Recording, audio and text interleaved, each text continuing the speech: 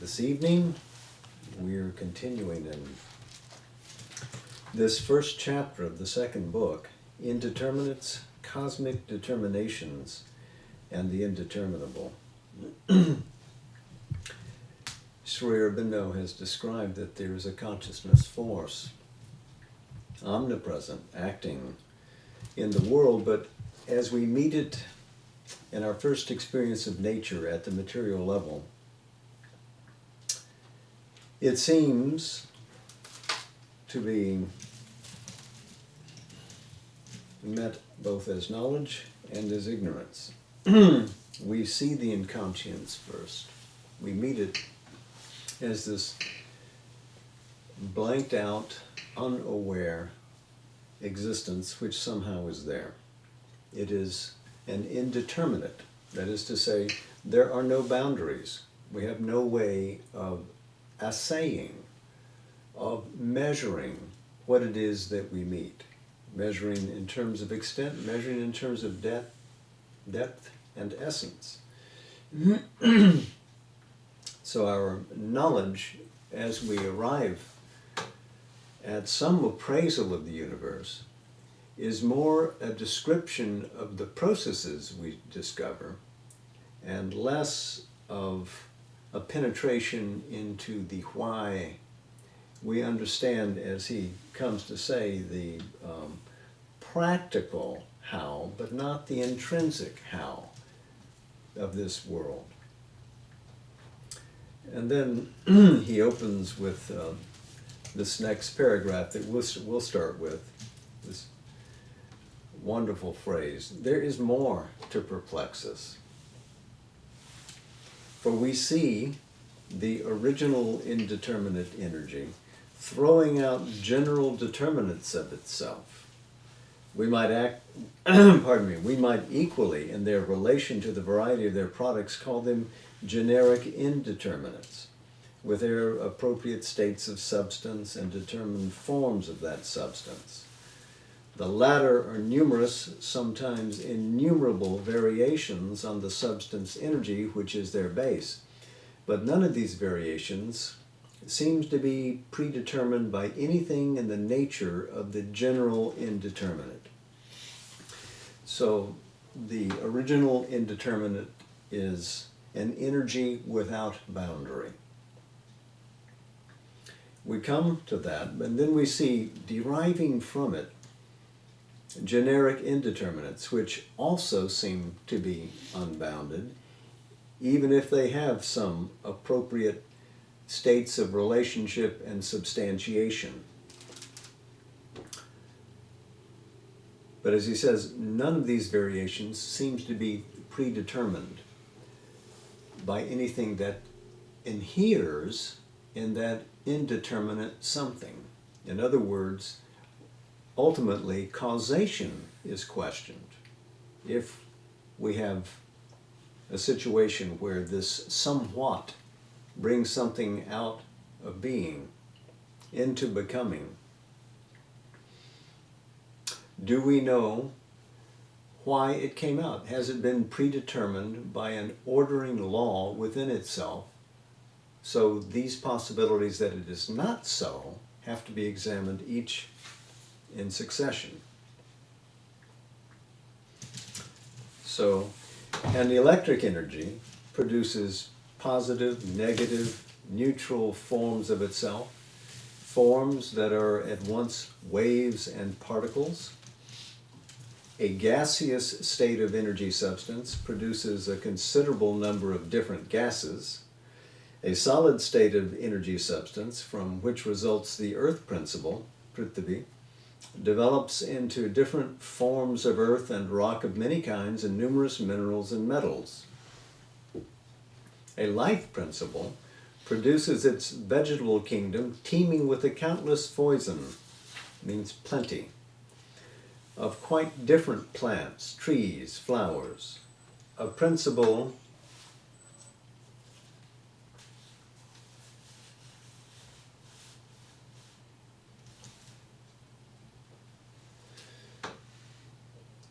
A principle of animal life produces an enormous variety of genus, species, individual variations, so it proceeds into human life and mind and its mind types towards the still unwritten end, or perhaps the yet occult sequel of that unfinished evolutionary chapter. So, leaving only the state of liquidity out, he's traced the process of matter from the electric energy at the beginning to a gaseous state, to a solid state, to emerging life, to the amplitude of animal life, and into the human life and mind, and maybe something yet beyond it if there's an unwritten and hidden chapter yet to be revealed. And he says now, throughout there is the constant rule of a general sameness in the original determinate, and subject to this substantial sameness of basic substance and nature, a profuse variation in the generic and individual determinants. An identical law obtains of sameness or similarity in the genus or species, with numerous variations often meticulously minute in the individual. What are the defining boundaries and the ordering process of energetic expression? And then, once determined, what does this energy do but operate precisely and consistently? But he says, we do not find anything in any general or generic determinant necessitating the variant determinations that result from it. A necessity of immutable sameness at the base. The free and unaccountable variations on the surface seems to be the law, but who or what necessitates or determines? Again, he's looking for the cause or the inner reason. What is the rationale of the determination? What is its original truth or its significance?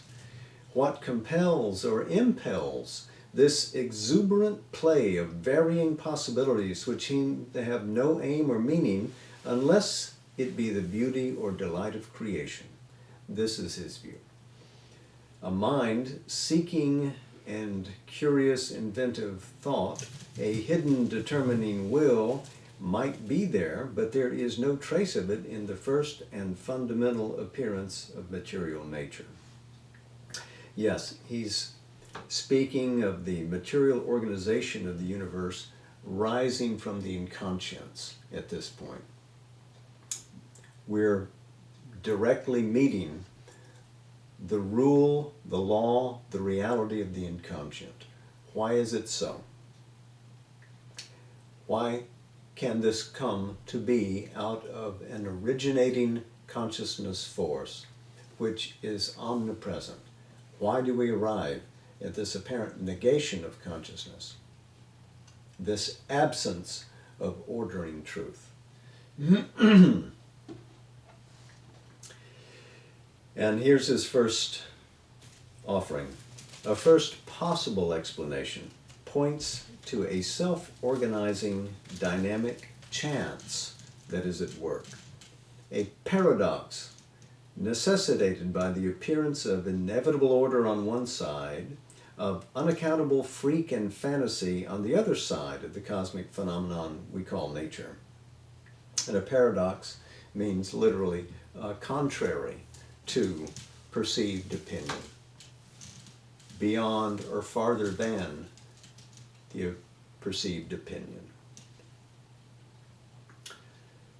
So the paradox here is a chance that seems to establish an inevitable order, but also something that seems freakish and fantastic on the other side.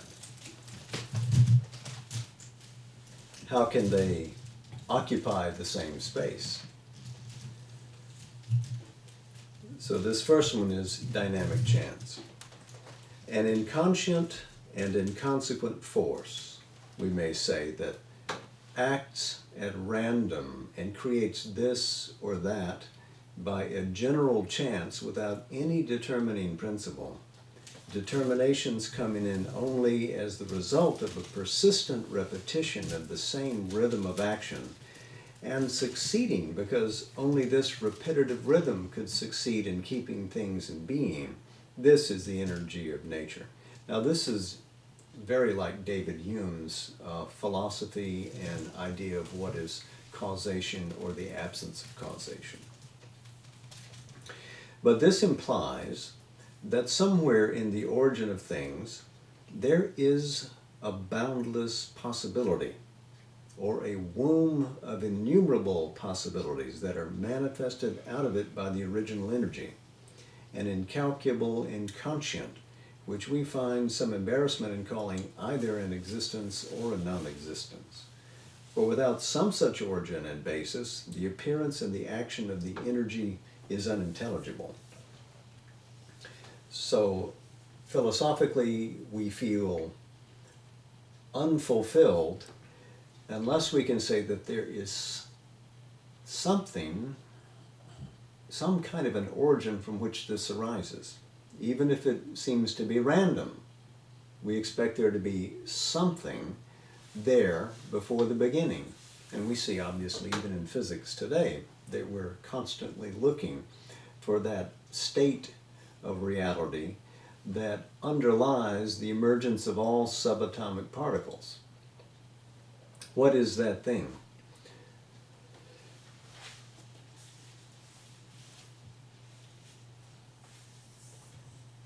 So we are still looking for the source of this causation.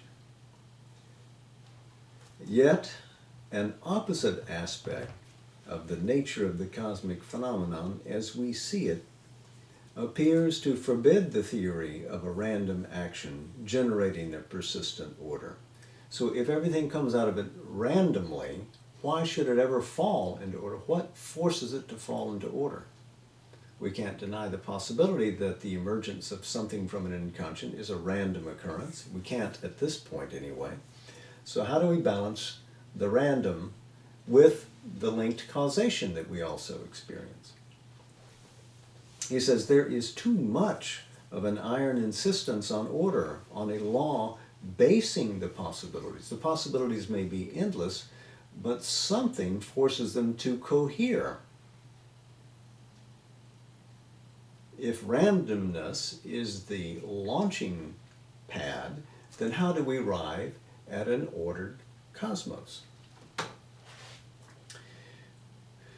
One would be justified rather in supposing that there is an inherent imperative truth of things unseen by us, but a truth capable of manifold manifestation, throwing out a multitude of possibilities and variants of itself, which the creative energy by its action turns into so many realized actualities. Now this gets closer to his own view of things, obviously, is that there is in this omnipresent conscious force the ordering principle of a real idea, which even though it seems to disappear into inconscience, is still there, vibrant with an ordering power. And now he set us up for his next possibility. This brings us to a second explanation, a mechanical necessity in things.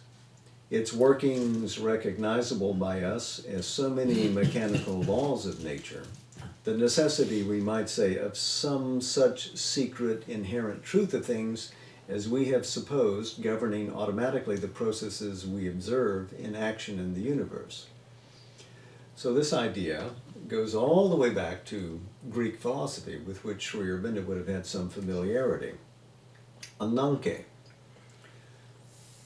But a theory of mechanical necessity, he says, by itself, does not elucidate the free play of the endless, unaccountable variations which are visible in the evolution.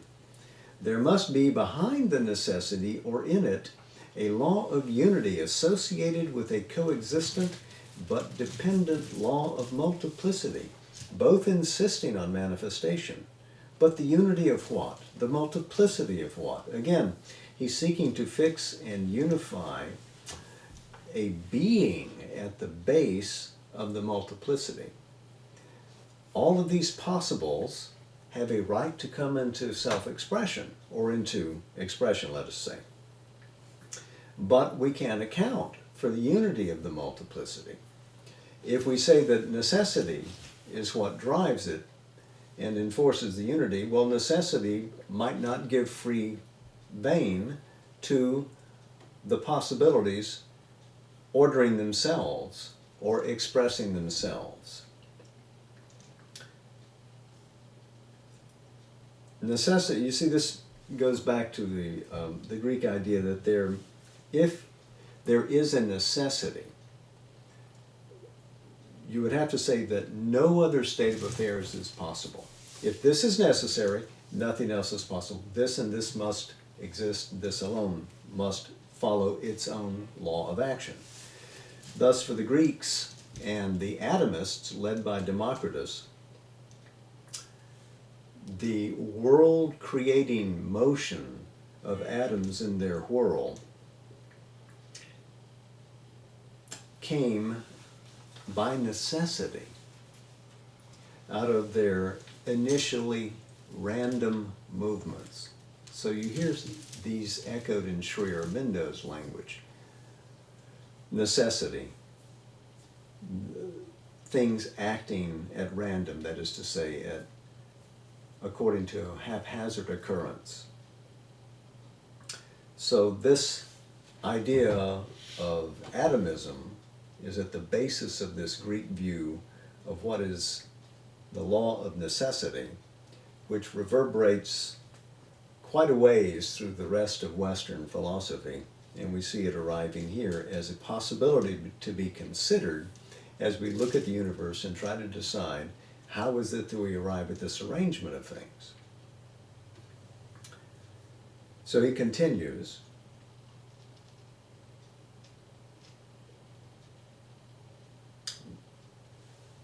let me possibly reread this sentence again. But a theory of mechanical necessity by itself does not elucidate the free play of the endless, unaccountable variations which are visible in the evolution. There must be, behind the necessity or in it, a law of unity associated with a coexistent but dependent law of multiplicity, both insisting on manifestation, but the unity of what? The multiplicity of what? Mechanical necessity can give no answer. Again, the emergence of consciousness out of the inconscient is a stumbling block in the way of this theory, for it is a phenomenon which can have no place in an all-pervading truth of inconscient mechanical necessity. In other words, we can't explain how consciousness rises from what is not conscious. He continues, if there is a necessity which compels the emergence of consciousness, it can be only this, that there is already a consciousness concealed in the inconscient, waiting for evolution, and when all is ready, breaking out from its prison of apparent nescience, nescience being a word for ignorance, absence of knowledge, of scientia. And this is an argument which has a certain force. If consciousness is not somehow involved, embedded in the very sinews of nature, how can it ever emerge? What freakish occurrence could make consciousness arise out of what is dumbly unconscious? He continues, we may indeed get rid of the difficulty of the imperative order of things by supposing that it does not exist, that determinism in nature is imposed on it by our thought, which needs such an imperative order to enable it to deal with its surroundings. But in reality, there is no such thing. There is only a force experimenting in a random action of infinitesimals, which build up in their general results different determinations by a repetitive persistence operative in the sum of their action. Thus, we go back from necessity to chance as the basis of our existence. So we would be reifying determinism. In other words, we have an idea and we thrust it upon nature and say, this is so.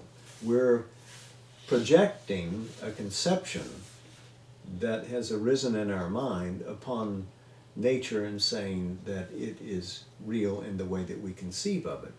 This, again, is David Hume. This is in his examination of the principle of causation. This is the principle of association, which means that we look at the affairs of the world, we follow what seems to be a line of causation. We determine that when this happens, that follows it. And because one thing resembles another, through that process of resemblance, we then arrive at an abstraction, which is not a true construction, not a true reflection, but something, again, imposed from the order of the mind upon the passive universe. To us it is real, but it may not be real in fact. And so we have to give up this idea of necessity and go back to chance, if that is true. So, but what then is this mind, this consciousness, which differs so radically from the energy that produced it, that for its action it has to impose its idea and need of order on the world she has made, and in which it is obliged to live. Because whether this occurs in our mind or not, mind is somehow here. So mind is an element of the universe, regardless of how ambiguous the data are that we gather in our examination of the physical sciences. There would then be the double contradiction of consciousness emerging from a fundamental inconscience and of a mind of order and reason manifesting as the brilliant final consequence of a world created by inconscient chance.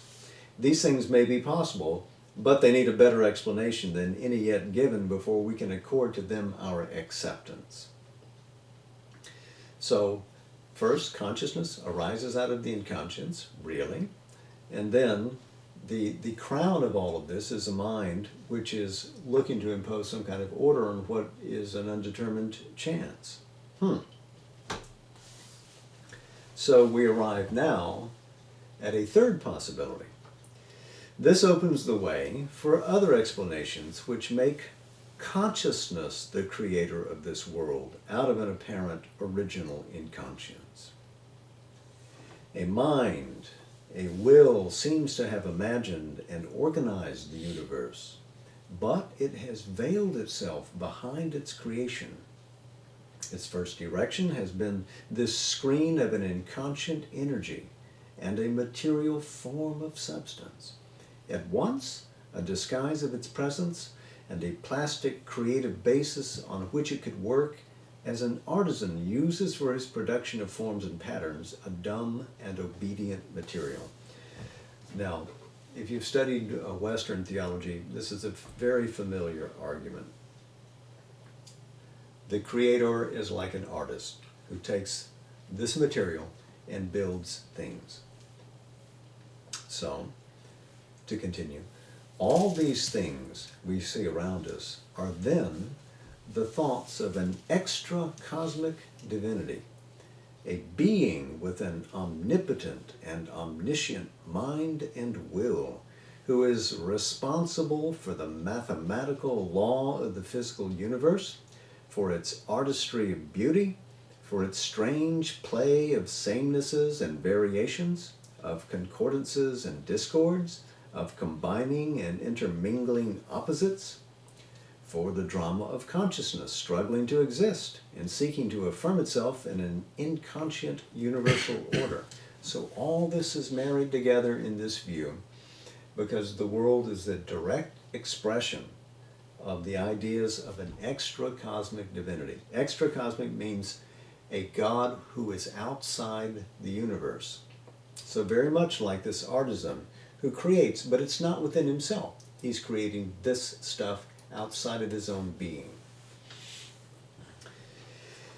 The fact, Sri Aurobindo writes, that this divinity is invisible to us, undiscoverable by our mind and senses, offers no difficulty, since self-evidence or direct sign of an extra-cosmic creator could not be expected in a cosmos which is void of his presence. He has not written his signature upon the world anywhere. Because remember, he's outside the universe in this view. The patent signals everywhere of the works of an intelligence, of law, design, formula, adaptation of means to end, constant and inexhaustible invention, fantasy even, but restrained by an ordering reason, might be considered sufficient proof of this origin of things. Or if this creator is not entirely supracosmic, but is also immanent in his works, even then, there need be no other sign of him, except indeed to some consciousness evolving in this inconscient world, but only when its evolution reached a point at which it becomes aware of the indwelling presence.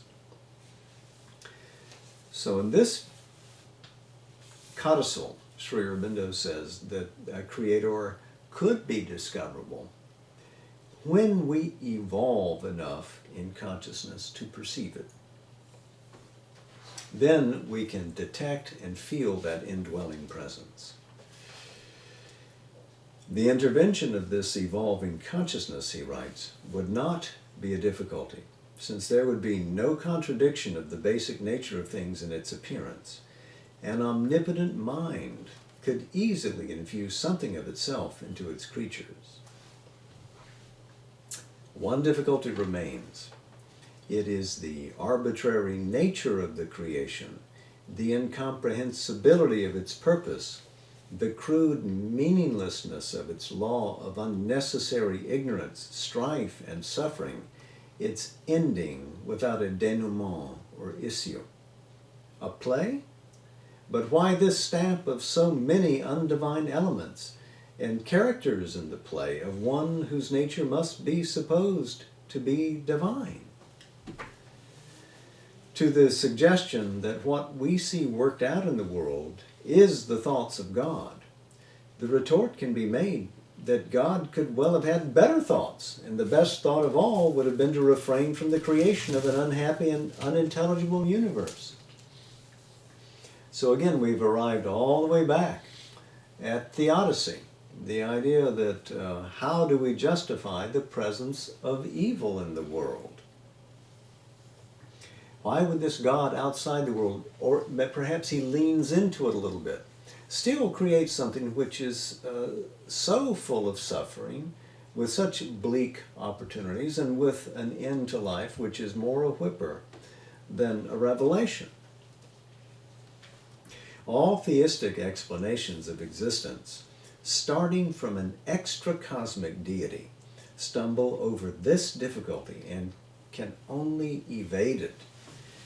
It would disappear only if the Creator were, even though exceeding the creation, yet immanent in it, himself in some sort, both the player and the play, and infinite, casting infinite possibilities into the form of an evolutionary cosmic order. And of course, put briefly, this is Sri Aurobindo's view of the cosmos. So then we can move to a fourth consideration. On that hypothesis, there must be behind the action of the material energy a secret involved consciousness, cosmic, infinite, building up through the action of that frontal energy its means of an evolutionary manifestation, a creation out of itself in the boundless finite of the material universe. The apparent inconscience of the material energy would be an indispensable condition for the structure of the material world substance in which this consciousness intends to involve itself, so that it may grow by evolution out of its apparent opposite. For without some such device, a complete involution would be impossible. So it is necessary to have the full possibility of an evolution, to have a finality to the involution that reaches its apparent nadir. It must dive into what seems to be complete darkness, into a blank denial of its own being, so that this consciousness force can structure a cosmos which evolves stage by stage, phase by phase, towards the full revelation of what it always was, a divine being. So evolution is impossible without involution. And thus, inconscience is necessary. The superconscience must bury itself in the inconscience. And this is all occurring within the being of the Supreme, within the being who is conscious of his own infinity, who takes delight in his full force of awareness, and yet is willing to become apparently the opposite of all that it is by burying itself in this blank inconscience. If there is such a creation by the infinite out of itself, he writes, it must be the manifestation in a material disguise of truths or powers of its own being. The forms or vehicles of these truths or powers would be the basic, general, or fundamental determinants we see in nature.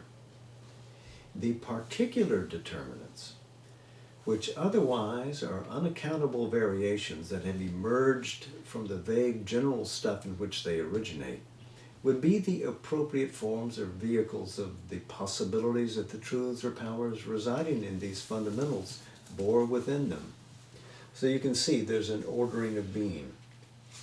If there is a great reason which expresses itself multiply and can constellate itself endlessly in the superconscience, this same ordering principle is within the inconscient, coming out. First come the general determinations, and then more variations and determinations expressed from those, from the fundamental to the particular. So the principle of free variation, of possibilities natural to an infinite consciousness, would be the explanation of the aspect of inconscient chance of which we are aware in the workings of nature.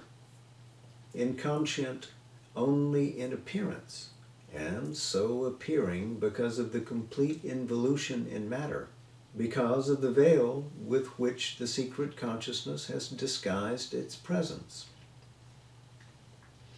The principle of truths, real powers of the infinite imperatively fulfilling themselves, would be the explanation of the opposite aspect of a mechanical necessity which we see in nature.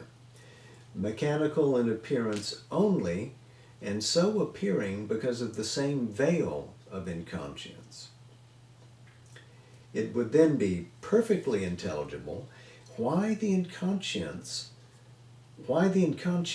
does its works with a constant principle of mathematical architecture, of design, of effective arrangement of numbers, of adaptation of means to ends, of inexhaustible device and invention. One might almost say a constant experimental skill and an automatism of purpose. The appearance of consciousness out of an apparent inconscience would also be no longer inexplicable. So there is a power of Chit Shakti, of conscious force, conscious power, which is reflected in the mechanical powers emerging out of the inconscience. And we have now two principles. First, a principle of free variation of all possibles, which are accorded to infinite results in chance. That's the random side. And then on the other, we have a principle of real powers of truth, fulfilling themselves necessarily. And here we wind up with a balance between indeterminacy and necessity. They come into a kind of meeting in the cosmos, and we have the arrangement that we see.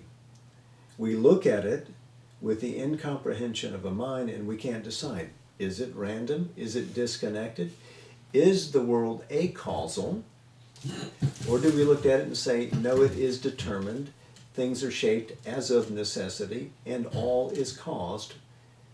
A law of indeterminism or a law of determinism, locked in an eonic struggle for supremacy, you might say, because we cannot, with our mind, find a philosophic solution to it.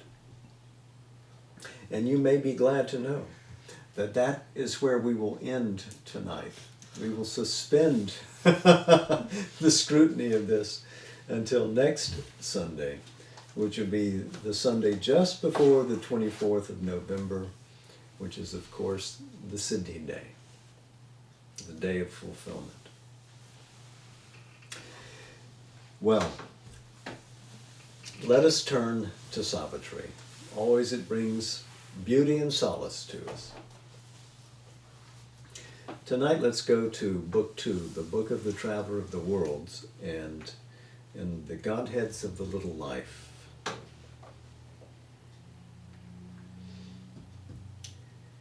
This earth is not alone, our teacher and nurse. The powers of all the worlds have entrance here. In their own fields they follow the wheel of law and cherish the safety of a settled type. On earth, out of their changeless orbit thrown, their law is kept, lost their fixed form of things. Into a creative chaos they are cast, where all asks order, but is driven by chance. Strangers to earth nature, they must learn earth's ways. Aliens or opposites, they must unite. They work and battle, and with pain agree. These join, those part, all parts and joins anew. But never can we know and truly live till all have found their divine harmony. Our life's uncertain way winds circling on. Our mind's unquiet search asks always light, till they have learned their secret in their source, in the light of the timeless and its spaceless home, in the joy of the eternal soul and one. But now the light supreme is far away. Our conscious life obeys the inconscient's laws. To ignorant purposes and blind desires, our hearts are moved by an ambiguous force. Even our mind's conquests wear a battered crown. A slowly changing order binds our will. This is our doom until our souls are free. A mighty hand then rolls mind's firmaments back. Infinity takes up the finite's acts, and nature steps into the eternal light. Then only ends this dream of nether life.